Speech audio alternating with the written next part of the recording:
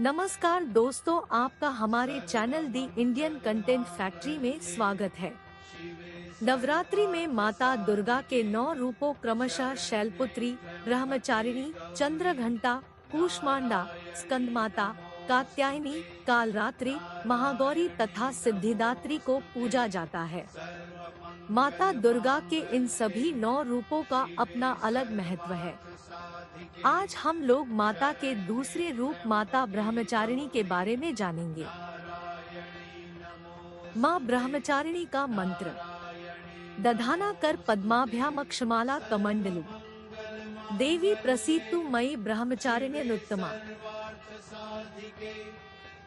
माता ब्रह्मचारिणी का पूजन विधि एवं महत्व। माँ दुर्गा की 9 शक्तियों में से दूसरा स्वरूप ब्रह्मचारिणी का है।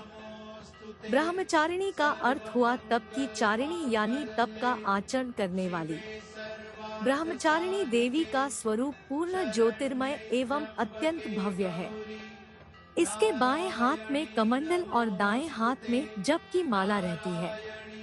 माँ दुर्गा का यह स्वरूप भक्तों और सिद्धों को अनंत फल प्रदान करने वाला है।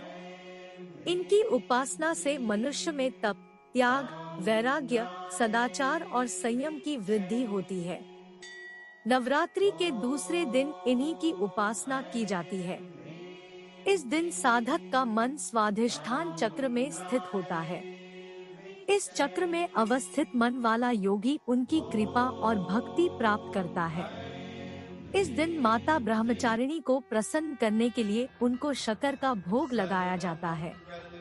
इस दिन माता को शक्कर का भोग लगाने से घर के सभी सदस्यों की आयु में बढ़ोतरी होती है। माँ ब्रह्मचारिणी की कथा। माँ सती अग्नि की राख में भस्म होकर दूसरे जन्म में हिमालय की पुत्री के रूप में जन्म लिया और उनका नाम शैलपुत्री रखा गया। जब वह बड़ी हुई तब नारद जी ने उन्हें दर्शन दिए और बताया कि अगर वह तपस्या के मार्ग पर चलेगी तो उन्हें उनके पूर्व जन्म के पति शिवजी ही वर के रूप में प्राप्त होंगे। इसीलिए उन्होंने कठोर तपस्या की, तब उन्हें ब्रह्मचारिणी नाम दिया गया। उन्होंने 1000 वर्ष केवल फल फूल ही खाए और 100 वर्षों तक जमीन पर सोई, कई वर्षों तक कठिन उपवास रखे और खुले आसमान के नीचे सर्दी, गर्मी और घोर कष्ट सहे। 3000 वर्षों तक टूटे हुए बेल पत्र खाए और भगवान शंकर की आराधना की।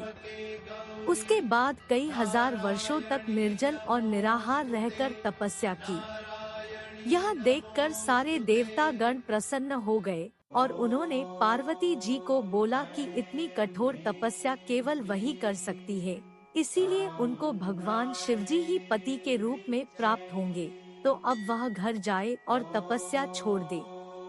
माता की मनोकामना पूर्ण हुई और भगवान शिव ने उन्हें पत्नी के रूप में स्वीकार किया। दोस्तों, आपसे अनुरोध है कि यदि आपको इस वीडियो के कंटेंट पसंद आए हो तो कृपया इस चैनल को सब्सक्राइब, लाइक और शेयर जरूर करें, और यदि आपके पास इस चैनल को बेहतर बनाने के लिए कोई सुझाव हो तो कृपया कमेंट के माध्यम से बताएं।